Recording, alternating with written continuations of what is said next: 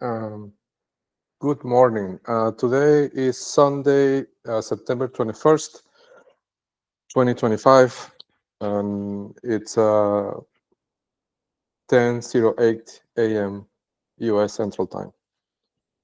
Sorry, I'm just going to fix something here. Okay, just trying a new widget to transcribe these sessions in a different way to see if the precision is better. So again, today is September 21st, 2025. It's 10:09 a.m. U.S. Central Time. My name is Reynaldo J. Aguiar Marcano, and I'm recording this video from my home, located at the 26714 Valley Side Drive, Katy, Texas 77494. This video is part of the series of videos that I've been putting together for the last, I don't know, 4 or 5 months at this point, kind of documenting everything that, technical findings and observations and things like that I believe could help, right? Authorities when they eventually investigate these things, right? And when I say these things, I want to tell you that it comes from a humble position, right? Like I'm not pretending that I know more than anybody else. I just have more information, right? It's not that I'm better equipped or anything like that. It's just that I have more information because they put me here for years, and I've been observing what they do for years, right? So it's a consequence of having a privileged observation point. Okay, so today I have I don't script my demos, but I do try to think beforehand what pieces of information fit together, right? So I can kind of package them in a single session that kind of makes sense, logical sense, right? To not talk about things that are too separate, right? Because during this process, I've been able to observe things on, on the technical side, on the counterintelligence side, on the financial side. So, if I make a session and jump from one topic to the other, it could be a bit confusing, right? So I try to cluster, to bundle things together by topics, right? And I didn't plan this, but the last few days, a set of things have happened that made it so that these topics collide in time, right, this week. And they do make sense, a lot of sense, right? So I don't know if it's kind of the chicken and the egg, right? I don't know if it's just a lucky coincidence or if they collided this week in time because they do make sense, right? You'll see what I mean. So yeah, in this session is going to be I'm gonna go a little bit deep on the technical side of things. So if authorities ever see this video, I would recommend, and if I'm not around, right, could happen. I would recommend looking for somebody at Google that works in NavBoost and is not working for the network, right? Or that you are able to convert, right, to flip, and get that person to work for you. Because the things I'm going to mention are deeply tied to the NavBoost technologies, okay? Because I'm going to talk about the online attacks, okay? And the online attacks that happened in 2022, 2021, 2021, 2022, 2023, right? Those are specifically, which were coming from WebMD, right? From WebMD and this guy. His name, I never, I never remember, because he's one of those. Yeah, this guy, Robert Briscoe, right? So he's one of those that, in tech, like all the CEOs are pretty well known. Like everybody knows who's the CEO of Apple, who's the CEO of Tesla, who is the CEO of Google, right? All these people are very visible, but this guy, he's invisible. Like you never hear of him, and he controls a big percentage of the internet properties, right? WebMD, AutoTrader, a bunch of niche sites that are like forums, very niche, right? But he has thousands of them. Huge properties, right? WebMD. But he's never visible. Like you never see him in the news, right? So he's the CEO among of many other companies of WebMD, and the umbrella company that holds all those properties together is called Internet Brands, right? It's the biggest internet monopoly that you never heard of. So he was the person orchestrating all this since 2005, when I started creating.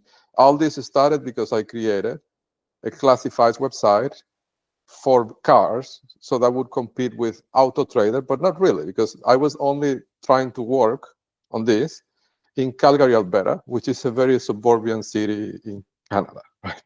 I wasn't trying to even do this globally, or even in Canada, right? So that's why he started all this in 2005, right? And in 2017, and after the debacle with Lawson Booth, and at that point I started working on the medical field, and I started working on things that would compete online with WebMD, right? And then he escalated the thing to a nuclear level, right? So I'm going to talk about that. I'm saying all this because I'm going to talk about the online attacks of 2021, which were the ones coming from, again, Robert Briscoe, but this time from the WebMD side of things, right? And when I talk about that, I'm going to talk about some things related to NavBoost. I'm not going to, of course, say anything proprietary of Google, but if authorities want to really, dig into the mechanics of these attacks, and I think it's important to do that because, as I will show, you will see the pattern of racketeering with other things that we have already discussed, right? So it might be important to talk to somebody in the NavBoost team that can really help debug and understand the pattern of behavior, right? You'll see what I mean when we get to that. But before we start on that, let me present this. I'm going to start this session by talking about more on-the-ground observations, okay? And at the end, I'm going to go more to the higher level of things, okay? Like the online attacks and those things. So one observation, I'm going to start by observation that something I saw last week, right? So after all the actions that I took over the last, I would say, 10 days, right? I've been escalating my campaign in multiple fronts, right? Because now that Morgan Heibner told me in the hearing what is that they're afraid, I'm hitting them in those areas, right? Strongly. So after I did this, after I started ramping up my campaign, I saw something interesting. I went to Lake Point Estates, okay? I went in 2 or 3 occasions, but the first time I went, and I think maybe let me show you what it looks like, so I can tell you, so you can see visually, right? It's important because in these things, to understand the visuals is half of the battle. So I'm going to go to Lake Point Estates.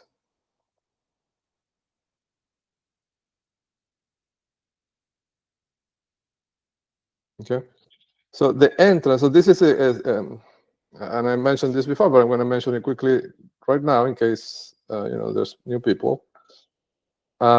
This is what they call an unincorporated subdivision, right?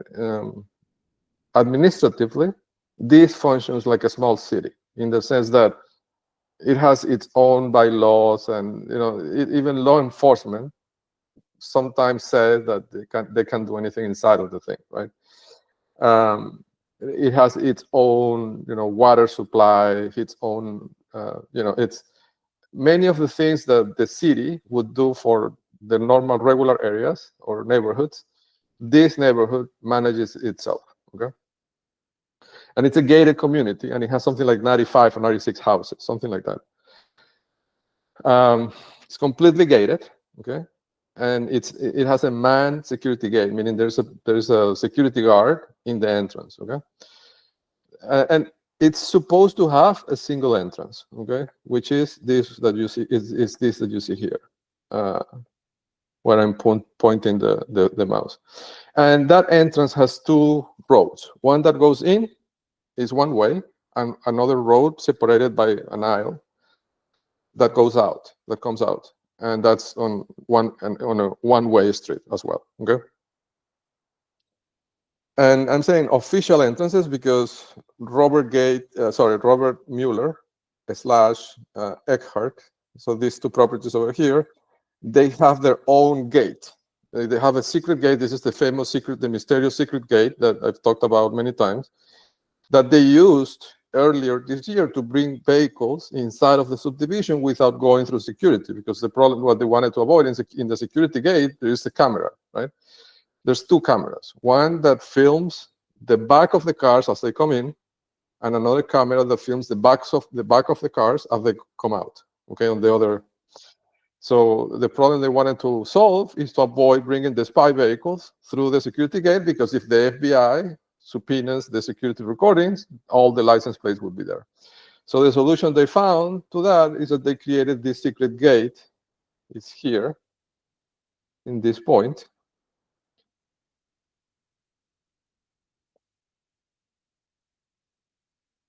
At 29, so latitude 29.75953, longitude -95.8754. So this is the Eckhart's property. That's the one that has a secret gate that goes outside. And then this is Robert Mueller's house, this one over here. And it has also a secret gate that connects in this fence over here, that connects the Eckhart property to the Mueller property. So basically they were bringing the cars through the Eckhart property, and then they would drive them on this segment of the the lawn, and then they would pass them through this secret gate that they have here. I don't know if they still have it, but I saw when they installed it. And then the cars would drive on the back and will come this way, right? And at that point, the car would come on this side of the house, and it was invisible to my cameras, right? Because my cameras, my house, let me show you how close to my house this is, right? Because it's important to understand that as well. So the cars were coming out on this point, right? And my house is this one over here, and I had my security cameras positioned in the mailbox here. So you see, I did not have an angle of view, side of view to that point specifically, right? So from the point of view of my security cameras, the spy vehicles that were intercepting my internet connection, my satellite connection all day, from the point of view of my cameras, those cars were coming from this corner, right? Like as if they were coming from the other side. But in reality, they were bringing them out in through that gate, and then they would do the entire round, and then they would take them out, right? And then they would bring a new car. And this was all day. At some point, it went to a point that they were doing something like 50 vehicles per hour, right? So if you think about it, it's one car every minute. And this is obviously, synthetic, right? Like if there's only 96 houses, how can there be one car per minute passing in front of my house? It's impossible, right?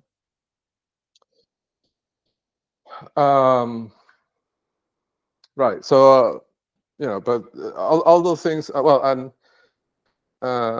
to mention this verbally, because I've mentioned it in the book and in the website, but so I don't know if you can see it here,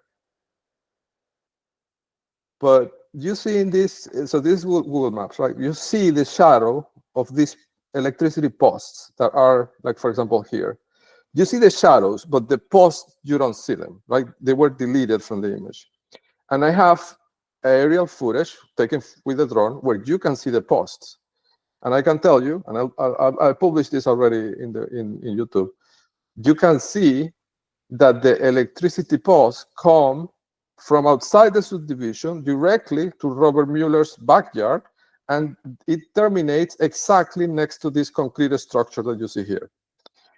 This is super strange. I mean, why would a high tension power line come to this specific house backyard and terminate there? It doesn't go anywhere, right? So the sole purpose of this line is to bring high tension power to this backyard of Robert Mueller, right? You know, I don't want to speculate what is in that backyard, but it has to be something that consumes a lot of power, right?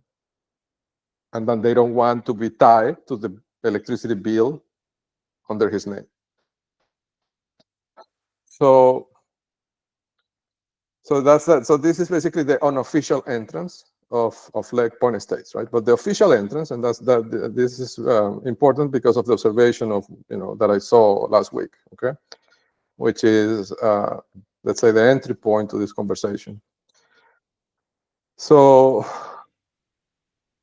after I escalated, right, my campaign in the last 10 days or so, when I went to Lake Point Estates, I saw something very interesting.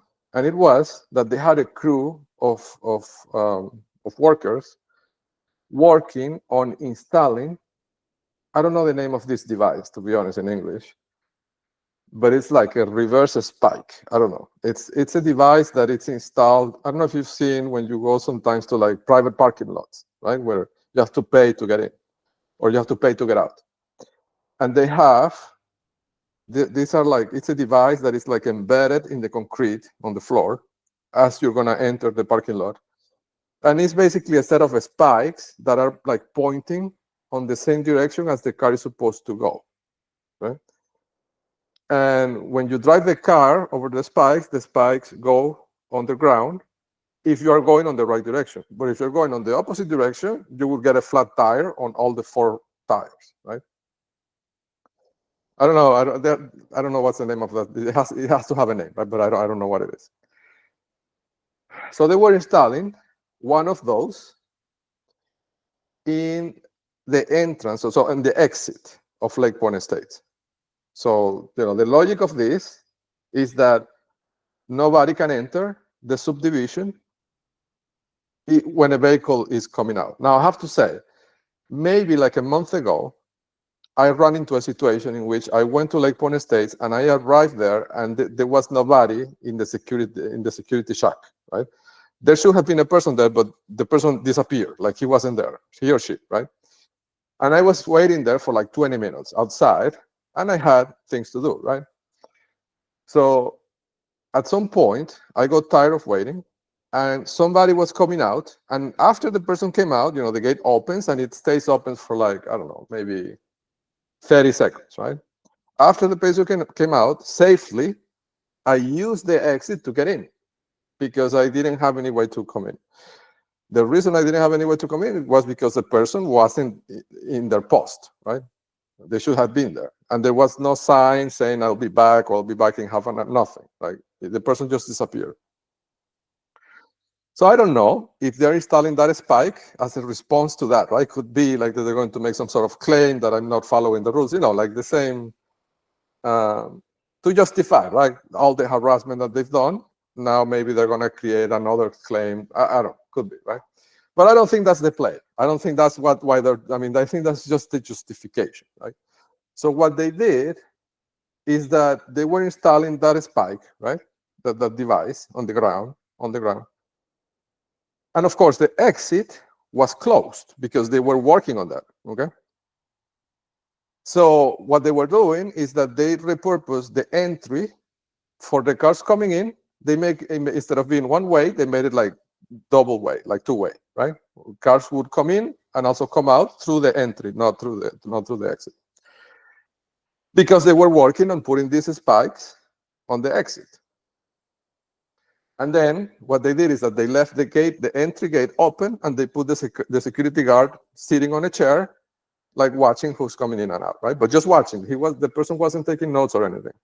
But now this has a consequence. Remember, I told you there's 2 security cameras. One that records the back of the car as the car comes in the entrance, and there's one that records the back of the car as the car comes out in the exit. But now the exit is disabled. So the cars coming out are coming out through the entrance, meaning the security camera is filming the front of the car, not the back, as it comes back, as it comes out, right? And they are well known for not putting the front license plate in the car. They only put the one on the back in most cases. I mean, when they're going to do something that is questionable or illegal, they remove the front license plate. So, and here I'm speculating, right? But my theory is that they did all this logistical thing to justify the cars coming out in the opposite direction. Why? Well, because they see risk, and maybe they're extracting equipment, and they can't use the secret gate of Robert Mueller because it could be under watch from the sky. So, and if they use the exit, all these license plates and the usual traffic with trucks and things, carrying equipment, is going to be recorded in the camera, right? So the solution to that is, well, do all this, theater, and then have the cars taking the equipment out, come out through the entrance instead of the exit. That way, the license plate is not recorded because they're not going to put the license plate in the front, right? In Texas, I think the 2 license plates are mandatory, right? But that is not very strongly enforced. But if you don't have the back license plate, the police should stop you, right? And it will be more obvious, right? Like if you start taking all these cars out of the subdivision without the back license plate, right? It will be just too obvious. So I think that's one of the objectives of this theater that they're doing with the spikes, right? The other angle of this, I think it was a honey trap, okay? And let me tell you what is that they were trying to do. And like side note, at this point, it's amusing to me that I see these things that they do, and it's obvious. It's just too obvious, right? So what they were trying to do was to create a predictable request. And here I'm going to start going into the technical things, okay? So what is a predictable request? Okay, so the problem they're trying to solve is the following, right? So they see bytes of traffic through a channel. The channel could be radio frequency, right? If they're listening to the air for radio frequency signals, or it could be a cable. If they have an intercepting device in your cable connection or in your modem, right? So they see this stream of bytes, and they're encrypted. I mean, there is some encryption in the channel. It could be TLS. It could be there's different methods and standards. But in general, what they need to do is to be able to find the encryption key of the channel. Because if they find the encryption key of the entire channel, they can decrypt all the traffic that goes through the channel, be the channel the air, or be the channel a cable, okay, or be a satellite connection. So, and the way they do this is they have different methods, right? Like, depending on what they have, right? Like if they have a bug in the computer that helps them, facilitate. But in general, right, the technique works because they know part of the content that is encrypted. So if they capture the bytes, the encrypted message, and they know part of the contents, even if it's brute force, they don't really have to do like full brute force on the thing, because they already know some of the things that are contained in that message. So they can restrict the search space for the potential or candidate keys to keys that would produce given a known algorithm, would produce this substring or this part of the message, right? That they know that is there. So this reduces the search space and the computational complexity of brute forcing the key. Okay. And so, for example, right, one of the ways they would do this, right, and this is why they have to have people infiltrated in the inner circle of the target, right, in different ways. For example, say that you have a rental property, right? Like in my case, I have an apartment that I rent out, right? So what they would do, they would rent the apartment from me, because in that way, they always have an excuse to email me with something, a content that they know the content, right? So for example, the tenant could email me saying, hey, I got locked out of the apartment. So now they know the words, hey, I'm got locked out of the apartment. They know these 8 words are present in that message. And on my side, because they have Michael Pretty, they have the Salt Typhoon house of 26707 Valleyside Drive, and they're intercepting my traffic, and they're seeing the encrypted equivalent of that message. All they have to do is find keys that, when applied to that encrypted stream, would produce those 8 words and among other words, right? But as long as they know part of the content, they can reduce dramatically the search space. If you think about it, it's more or less the same technique that I talked about the other days of reducing the path that you have to traverse in the subgraphs as the target is traveling. It's the same idea. The search space, the entire search space is immense, and it's undoable to do it in a reasonable time. But if you have a hint that he went west instead of east, you don't have to search the entire subgraph. You only have to search on the east, right, or on the west, whatever side he took, right? It's the same here. The English dictionary or lexicon has 4 million words, right? If you're going to brute force a message that has 20 words, any of those 20 words could be one of those 4 million words. It's a tremendously complex problem, computationally. But if you know that out of the 20 words, 8 are, hey, I got locked out of my apartment, right? This reduces tremendously the search complexity of the problem of finding the encryption key. So I'm going to tell you why they did the spike thing, right? I mean, it has multiple purposes, right? It allows them to take equipment out, right? It also allows them to kind of, because of course I'm not stupid. I know that if they're installing spikes in the ground and I'm forced to come out of that gate, the thought is going to cross my mind that they might cause the thing to malfunction to, pinch my tires, right? I mean, it's a thought that has to cross my mind, right? I'm on alert, and I know they're trying to find an opening, right? But I don't think it's so much about that, because that would create too much liability. I mean, it would be too obvious, right? After I name Phil Denning in the class action, in the amended class action lawsuit, and Robert Mueller, that they pinched the tires, right? It would just like, they might as well just confess, right? So I don't think that's what they're going to do. But having that thought, right, as I'm inside of the subdivision at this point, because I already went through the gate to be able to see this, right? I could be tempted to ask the informant something about the spikes, for example, as I'm inside of the subdivision.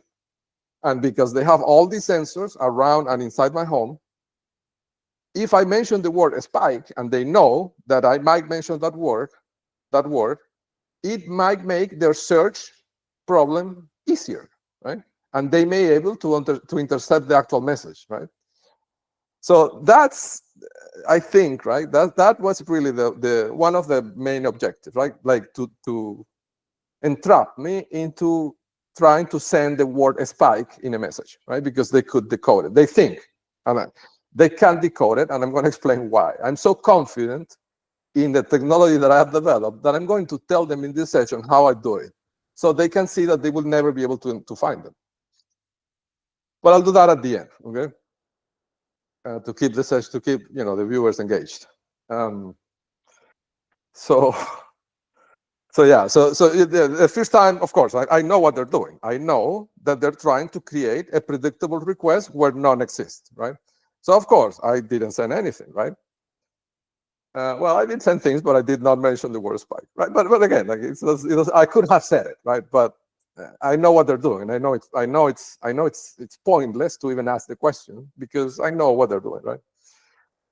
It's like, I don't know, the best way I can describe it, right? Like, I don't know if you remember when you were a kid, the first time you went to see a magic show, right?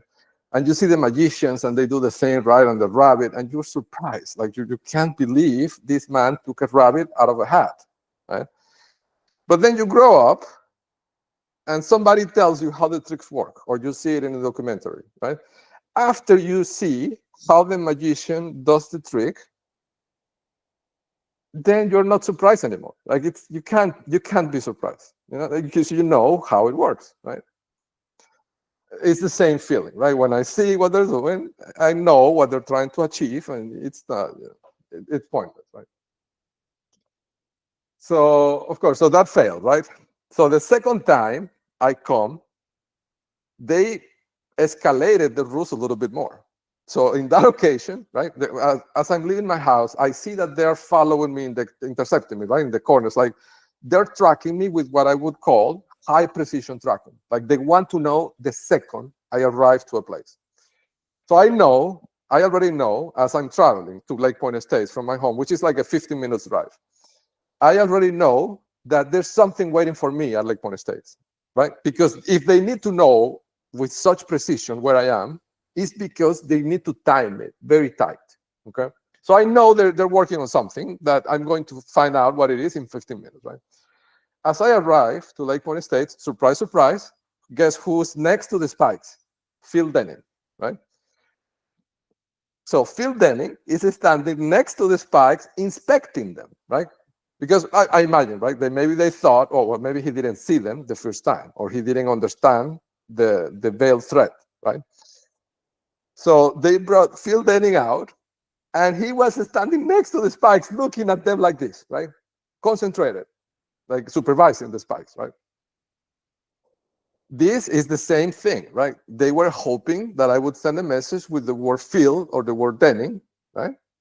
Or spikes, or the three together, which would make the search problem, computationally speaking, easier and easier. The more words that they know are in the message, the easier it is for them to find the byte stream in the air, right? If I'm transmitting this through the air. Or if I'm transmitting it, through the satellite connection using the Clompros relay. But if they know the words, they think they can find them, right? And this is the mistake. They can't find them. And I'll tell you why in a second, okay? So this brings me to the point of this technique of message interception, okay? And this thing that I'm going to mention has to do with nav boost and also has to do with counterintelligence, okay? It's the interception of the two things. You see, one way to plant the predictable message is by infiltrating the target, okay? Like with roommates, with people that would have a need to organically communicate with the target, but if you know what they're saying, right, what they're sending, or what they're receiving, then you can pull this trick off, right? But think about it for a second, right? As you do this and you intercept the connection, you will be able to see the target's emails and communications with everybody else, because you're intercepting the encryption key of the entire internet connection, not of the wire, right? You're unencrypting the entire wire, the entire medium, right? If it's air or cable, whatever it is. So imagine this, right? As you do this, imagine that you save all these messages in a database, right? You have a database of messages coming from Reynaldo and messages, so messages that Reynaldo wrote. And you create a database with all those messages over years. You have 20 years of messages, right? You see, you can count how many times Reynaldo said each word. And you can compute the probability for each word, right? Which is NAFBOOS, right? Basically, it's this statistical method of understanding the frequency of distribution of occurrences of things, right? And this is not a proprietary technology. This is pure statistics, right? This is a statistical analysis, building a distribution of probabilities of what are the words that Ronaldo could say. And this ties to the concept of the lexicon that we talked about in the other session. So imagine that you have the lexicon of Ronaldo with the probability distribution. Well, what you have to do, I mean, you can guess what words Ronaldo is going to say. I mean, there are certain words that Ronaldo will say because they're hardwired in his brain, right? Like, as I said in the other session, the word right, right? The probability that I will say the word right if I'm speaking is very high. So they don't even have, at this point, in my case, because they have years of intelligence, they don't even need to plan the predictable request in reality, right? Because they already know the words that I use, especially if I'm communicating with a specific person. For example, my former partner. They must know that I used to call her Cielo, right? Like, you know, how couples, you know, have nicknames and, you know, like they call each other something, right? So I would call her Cielo, which in Spanish is like, you would translate it to English in something like darling, right?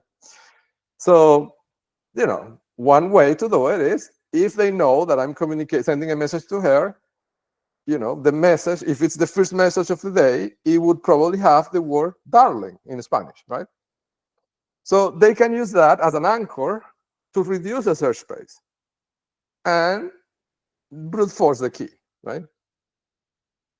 What I'm saying is that building understanding of the lexicon of the target at the end helps them predict the words that the target might say, right? Or write. And this makes the request predictable and easy to find the decryption key. So I thought of this probably 2 years ago, to give an idea, right? And I think I developed the fix for this, the solution for this, like a year ago. So for the last year, I've already solved this problem, right? And they don't know that I've solved it. So I'm gonna talk a little bit about how, right? So to do that, I'm gonna kill two birds with one stone in this, right? I'm going to give an example of how the geo index of Elon Musk works. Okay, that's the first step, and then I'm going to explain how I use that idea to make it impossible for them to find the key, right, or to even pinpoint the bytes. Right? So let me switch gears.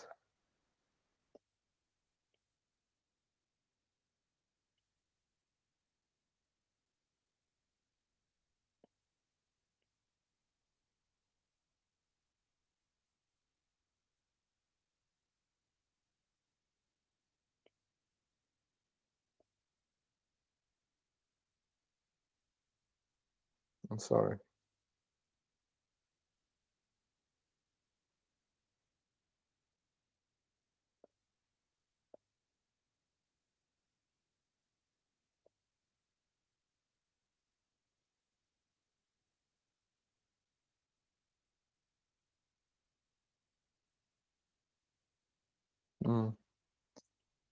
The sharing doesn't want to work.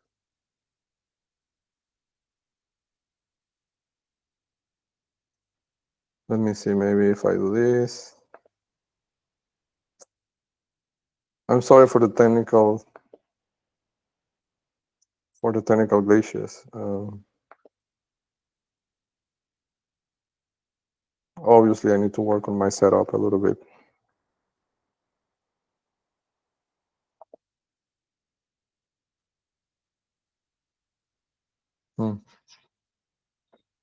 No, it doesn't want to work. Let me see, maybe I'm going to close this window. I'm going to open one again.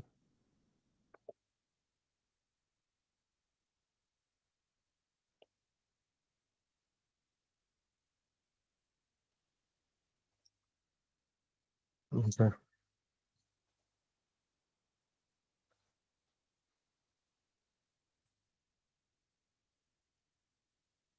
Okay.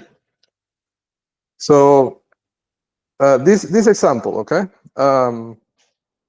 this is an example. It's an illustration of how the data is encoded in the GeoIndex, okay, that I captured on September 11, 2024, and that I built technology to decrypt, to decode at a scale, at planet scale, okay?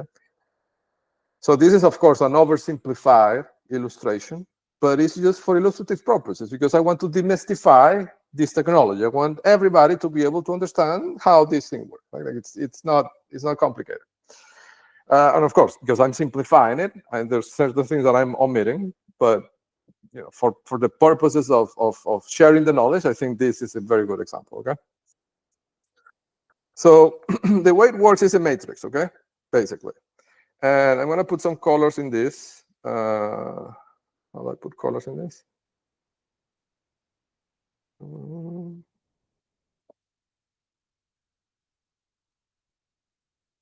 Let me say 1 second.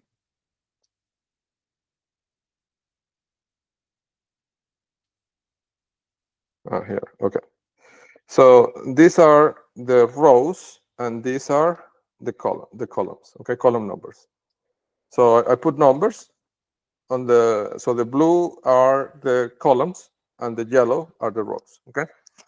So what they're doing, right, is that instead of transmitting the locations, right, because this is a location tracking system, it's a bizarro Uber, right? That's what this is. Sorry, I'm gonna be drinking water because my throat source is sore a little bit. So let me see if you can see that. Yes, you can see that. Okay.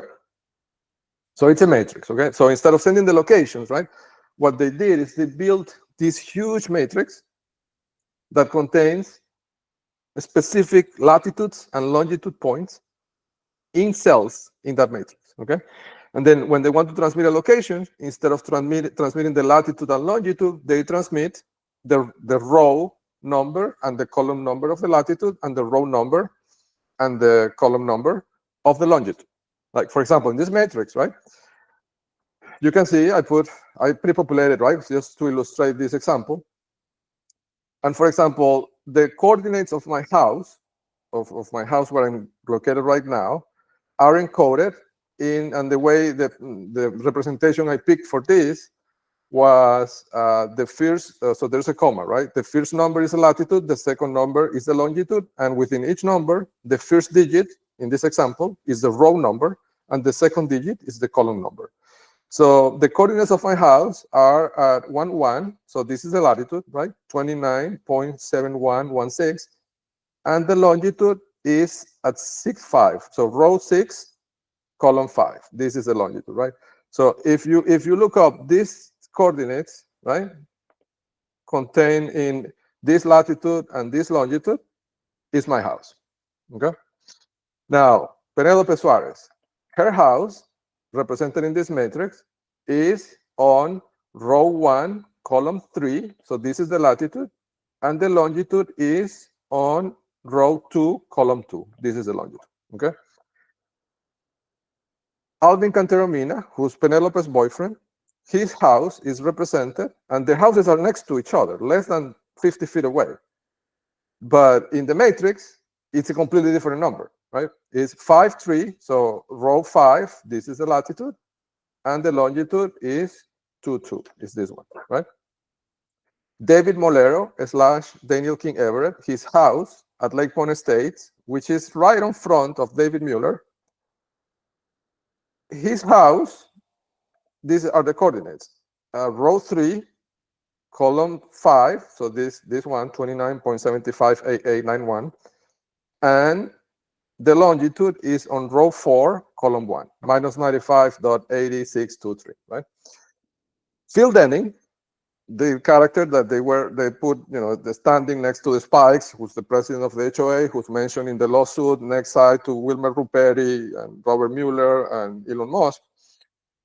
His house at Lake Point Estates, it's on row 6, column 3 in this example, right? So this is the latitude. 29.7611. And actually, this is a real example from the actual database. This is the location of his antenna, the one that he had on the fence, right? When he told me that it was allowed by the FCC, and I have this on email. Well, that antenna it was on that latitude and longitude, right? 29, which is in the actual, not only in this example, but it's actually marked in the Elon Musk database. And he sent me an email saying that they reviewed the guidelines of the FCC and they decided that the antenna was okay.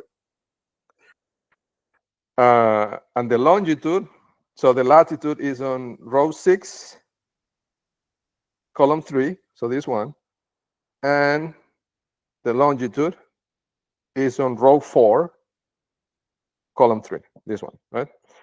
And Robert Mueller, also real example from the actual database.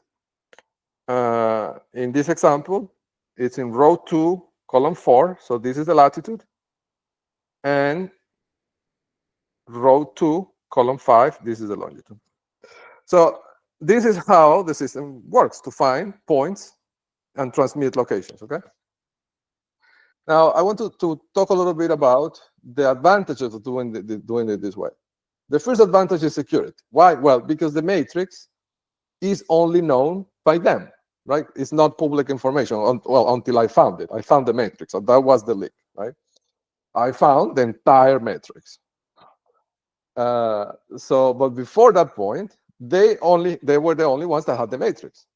So when their phones or their cars or their houses transmit a number through the air, right, to a satellite or to another phone, if anybody intercepted that message, right, what they would see is the number 1165, right? But that is meaningless to anybody except to them, right? They know that that's the location of Rinaldo. That's the house of Rinaldo, right?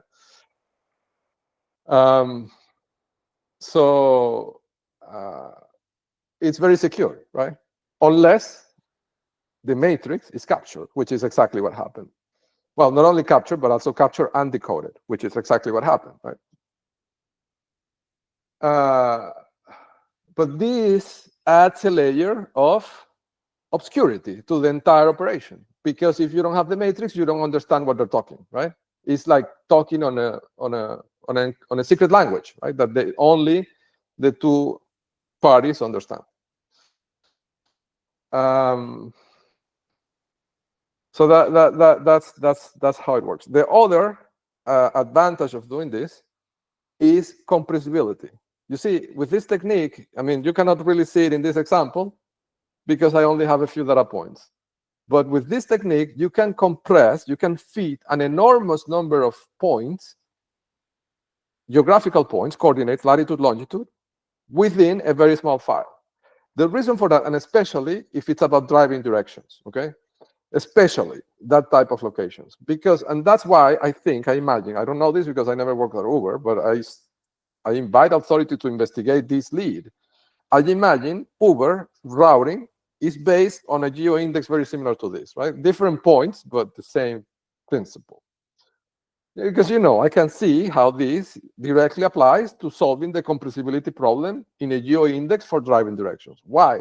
Well, because roads generally are straight most of the time. I know they have curves, but if you think about the percentage of the time that you're traveling on a road, 97% of the time you're traveling on a straight line, okay? There could be a small curve, but you're right. So this means that, and the roads, for, I don't know, I guess probably historical reasons, in most places are laid out in ways that align with, latitude lines or longitude lines. So the reason why this helps compressibility is because, think about it. If you have a road that stretches, say, from west to east, right? Well, across that road, all the points have the same latitude, right? Because the road is going west to east. And because it's the same latitude, for all those points, you only need to represent the number once. That latitude will appear as a single number in the matrix, right? So you can represent all the points in that straight line by representing only one coordinate, really, only the longitude, right? Because the latitude is constant and you only need one number to represent all those latitudes, right? The same goes with the rows that go north to south. Guess what I'm trying to say is that the comprehensibility of this is given by the fact that to represent multiple millions of points, you only need to represent, if they align on latitude or longitude, you only need to represent one of the coordinates for all those points that have that coordinate in common only once in the matrix. Right? So it's a super efficient storage system for geolocations, which is exactly what Uber would need to function at the scale they do, right? Excuse me. So this is how the GeoIndex storage works. Okay. Now I have to say, so if you go to the website, click on evidence. So if you go to spyhealth.org and you click on evidence, there is a menu on the upper right-hand side. And in that menu, there is a link that says archive and says browse, like browse the archive. If you click on that, it will take you to a Google Cloud storage bucket. And inside that bucket, there is a folder called notable posts. And inside that, there is a folder that is called something like technical ideas donated to the world or something like that. These are ideas that I've had over the last 2 years, I guess, over the last year, in which I've thought of technical applications of using these technologies, but for good, right?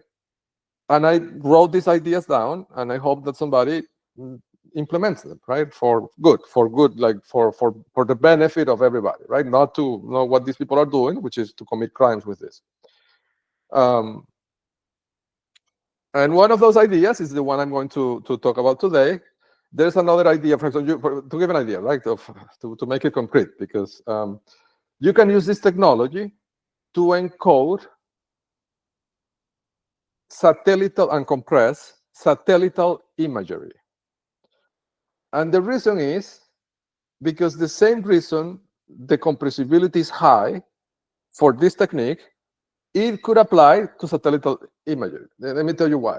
If you think of a satellite, right, that is taking pictures of the Earth, if it's taking pictures of a segment of, say, sea, right, the way the pictures are encoded in computers is usually by pixels. So each pixel, each point in the image has a color, and that is what is encoded in the image, and that's why the image file is big, because you have to encode all the colors of each pixel, right? And each color, depending on the depth, the color depth, it could be 24 bits. But if it's 24 bits, if the image is 24 bits, each pixel takes 24 bits of information, right? And if you have an image that have millions of pixels, it's a huge image, okay? But imagine how you can apply this technology to that problem. Well, it's the same. Instead of encoding each color in 24 bits, you could create a matrix, okay, localized to that region that you're photographing from the satellite. Why? Well, because within that region, if you make the region reasonably small, the colors are not going to vary too much. For example, taking a picture of a segment of the ocean, right? All the pixels are going to be more or less the same color, right? Some shades of blue, right? You don't really need 24 bits to represent all pixels that are blue, right, with different shades. What you can do, you can build a matrix like the one in this, like this matrix, but instead of locations, the columns, the cells would be different shades of blue, right? And then when you transmit the image from the satellite to the ground, you transmit the cells in which, for each pixel, in which cell of the matrix that shade of blue is located, right? This has tremendous implications. First, security, right? The Chinese wouldn't be able to understand the image because they don't have the matrix. And you can make the matrix whatever you want, right? You can randomize the cells. You can do whatever you want with the matrix, right? And the Chinese, because otherwise the Chinese could be listening, and they probably are, right, to everything that comes down from the satellite, and then, oh, they're taking pictures of this thing, right? Because, I mean, if they can see the pixels, they can figure out, they can work the problem backwards. And, well, you know, what area of the world has these colors in the image, right? It's a trivial problem to solve. I mean, if they can find decryption keys, right, by knowing certain words that you might say, they can do the same with the satellite imagery, right? And so they can tell probably where the satellite is pointing to, right, by decoding the bytes of the images that are coming down. So a solution to that is encode the images with this matrix, right, with the same technology. And it also makes it super compressible because, well, the colors are not going to differ much in the same area, right? I think the only exception to that would be when you have an area that is like a mountain with a body of water, right? The mountain could be brown and the body of water could be, shades of blue. But still, you can apply the same principle, right? It would be a bigger matrix, but it's the same. So in that folder, this is just one example, right? In that folder, there are tons of ideas of things that could be done for good to using this technology and other technologies that I've seen that they use, right? Because this is not the only technology that I've reverse engineered from them. So I recommend people to check out that folder. And I'm donating all those ideas. Please don't patent them. Like, don't apply for a patent, because I did not apply for a patent myself because I thought this could be useful for entire, for everybody, right? So don't. I'm just cautioning, right? Because there could be somebody out there that could be a bit selfish and then take the idea and try to patent it, right? Funny story. The informant told me once that once I published, and I don't know if this is true, right? But he told me that once I published, I think it was this satellite imagery idea, that the lawyers of the network in New York were thinking of suing me for stealing intellectual property. Imagine the irony of that. I mean, they're using this, right? This matrix, this evil matrix, to commit crimes all around the world. And then when what they're doing is uncovered, if somebody tries to use it for good, they are going to sue them for stealing secrets. Imagine it. It's crazy. I think it shows, right, the level of the attachment from reality that they're suffering from. This is crazy. Anyhow, but now, okay, so now I'm going to shift topics a little bit, and I want to talk about the censorship event of last week, right? So, and I posted it on YouTube, but I think there's more to it than what I posted, and I'm going to say what I think. I don't know. So what happened was, at some point, right, when I realized that they changed they seem to have changed somehow the judge that is going to look at the case in the federal court. The judge that is in the calendar for October is a different judge than the judge that is looking at my temporary the motion for the temporary restraining order, right? And I know this because the clerk told me who was the judge. So, after that happened, of course, and I know because Morgan Heidner, all the Morgan Heidner, the things that Morgan Heidner said in the audience, I know that the next logical step for me is to escalate my informational campaign to the judicial circles, right? Like the federal judges and the family court judges across the US, right? And I start doing that in the morning, very early in the morning, 3 a.m. that day. But they did not block my access to Amazon. I was sending the books, right, to judges, federal judges in the US. And this is a book that is registered with the Library of Congress, which is a library mostly dedicated to law, right? So this is a book that is very relevant to them, right? I would think. So I sent them the book as a gift. But the network did not block my Amazon account at that moment. They did block it during the day, okay? And they cut all my access, so I could not even send books. I could even change the books, edit them. But and this I didn't mention in the website, but there was one thing that I was doing right before they blocked my access. Okay. Let me. I'm gonna stop sharing. Okay. So right before they blocked my access. What I was doing, I was sending the book to one person specifically. And this person is the CEO of the Cleveland Clinic. Okay. Now, and this is where it gets interesting, because that's when they pulled the trigger. I mean, they had this already prepared, but they hadn't made the decision to block my access, right? To censor me in that way. They did it when I was about to send. I was like about to click send. Like I already had saved the address in the ship to box, and I was about to click, buy now on the book to send it, and they blocked my access. And this is very important, and I think it could be very telling. Why? Well, I'm going to recall an incident that happened in 2021 as I was working on keyopinionleaders.com, my website, which was competing with WebMD, and that's why this guy Briscoe went nuclear in 2019. Okay. So what happened at the time is that I developed what I call the KOL vaccine, which allowed me to disable the attacks that they do on Google search to demote my websites, or every website, right? Like I developed a counter attack to what they do.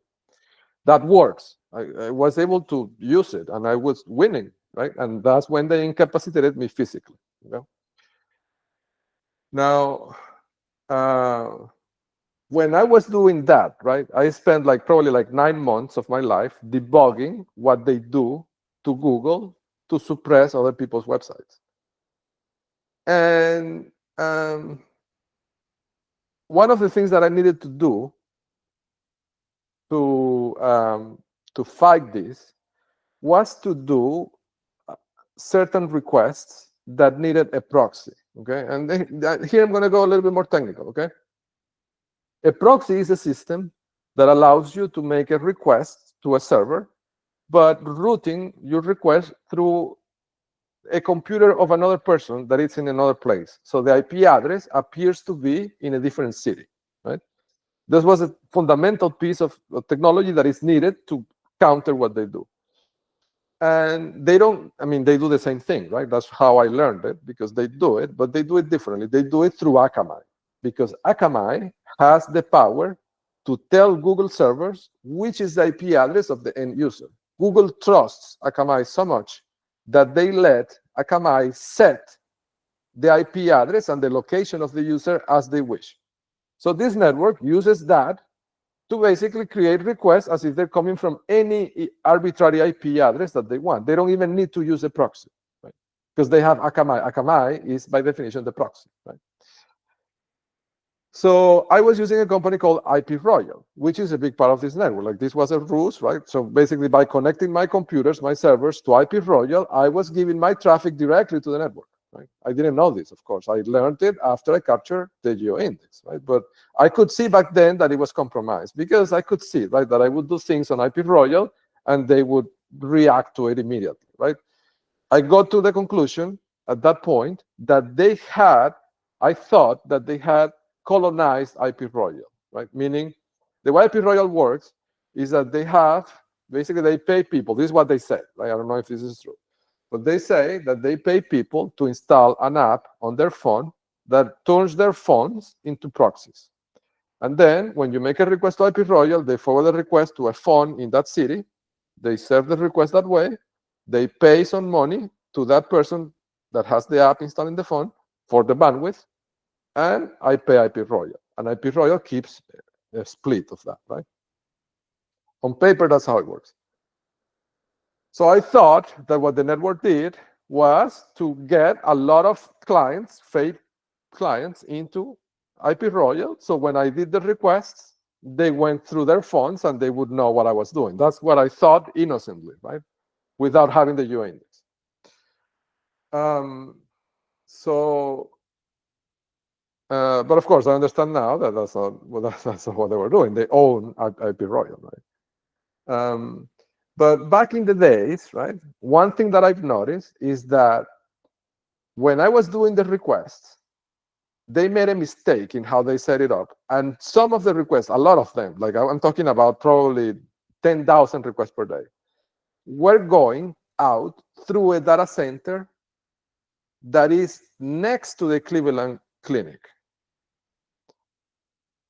And I could see that because being the user of IP Royal, I could see the IP addresses that I was getting, right? And I could resolve them, and I could see that they were in this data center that was co-located with servers of the Cleveland Clinic. Now, and this is the bomb, right, that I'm going to tell you. If you look, and this is you can see this because you can, I mean, I'm talking to the authorities, right, if they eventually see this. You can ask Google. In Google, they log every single search query and what was presented to the user in which order and what they clicked on, right? So you can request those logs and you will see that what I'm telling you is exactly like this. Back in those days, I don't know, I haven't checked right now to see, but I imagine, right, this is worth so much money that I don't think they would change it, right? Just because I'm saying this. But back in 2022, 2023, if you look at medical queries, right, that are worth money, queries like cancer, ADHD, encephalopathy, things like that, right? Those queries, the top result is always either WebMD or Cleveland Clinic. It's the same form of collusion that we saw between in the shopping queries between Amazon and eBay, right? Where Amazon took the head and eBay took the tail. But it's the same thing, but on the medical space is WebMD and the Cleveland Clinic, right? Those are the two sides that and the queries that are worth money here are the English queries specifically, right? Because for economic reasons. So if you look at the distribution of medical queries in English, and you do this analysis by price of the query, by the CPC, if you look at the queries that are worth money, some queries are, the top result is WebMD, some other queries is Cleveland Clinic. So I understood back then that they were working together, right? That the WebMD controls the Cleveland Clinic. And this was mind-blowing to me, because if you look in Wikipedia, the Cleveland Clinic apparently is one of the most respected institutions in the US in the medical field. I don't know, it has a history of hundreds of years. It's something, I don't recall exactly, right, when it was funded, if you ask me right now, but I remember that I saw the article and I was my mind exploded, because I could not understand how they had compromised such an important institution, right? Or such a trusted institution. So the IP addresses that I was getting on IP Royal, a big chunk of them were allocated to a data center, not to phones of users, as they say, right? The way IP Royal presents the services is that these requests are going to go out through mobile devices of actual people. But I was getting IP addresses of a data center in which the Cleveland Clinic has its own servers. I mean, it cannot be more clear than that, right? So last week, I was about to send the book to the CEO. And remember, my Amazon list is basically a targets list for the FBI, right? I was about to send the book to the CEO of the Cleveland Clinic, who is a doctor that has an Eastern European name. And immediately, my access to Amazon was cut off, right? So I understood that what they're doing is the same thing I'm doing, right? They also are applying their version of the crime boost encoder. And they understand that if I target people, that might allow to close the loop and connect everything back to Briscoe, is game over, right?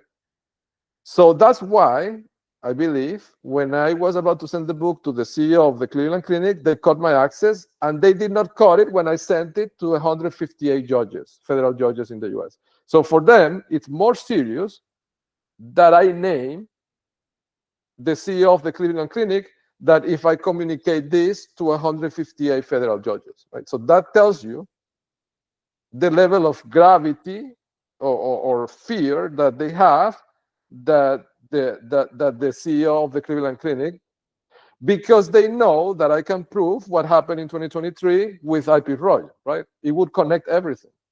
The super node that connects Briscoe to IP Royal is the CEO of the Cleveland Clinic.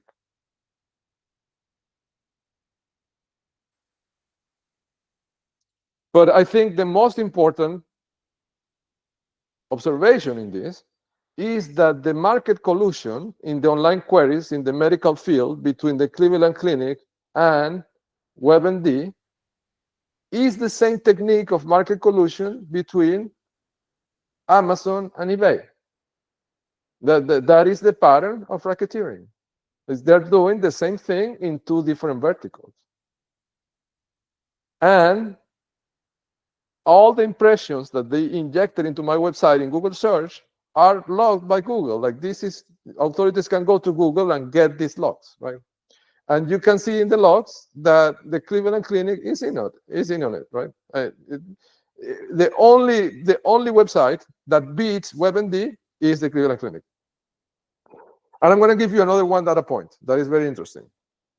So there is a company called Healthline, right? Which I don't know if it's under the control at this point, but in 2020, I think it was not, okay? And I think that way because they even put links to my website, which would help me, right? You know, I was debugging, right? Because I was trying to help them, you know, kind of the enemy of your enemy is your friend, right? So when I developed my vaccine, I started applying it to Healthline, right? I was, without telling them anything, right? But I was helping them disable the attacks of the network. My logic was, well, you know, if you know they have more prominence than my website, it's easier for me to help them than to help my website, right? Because they have more prominence. They've been in the market for decades. So it was a good way for me to experiment the efficacy, the you know, how good it worked, right? My system. And at the same time, help them, right? Because I could see that they were heavily under attack.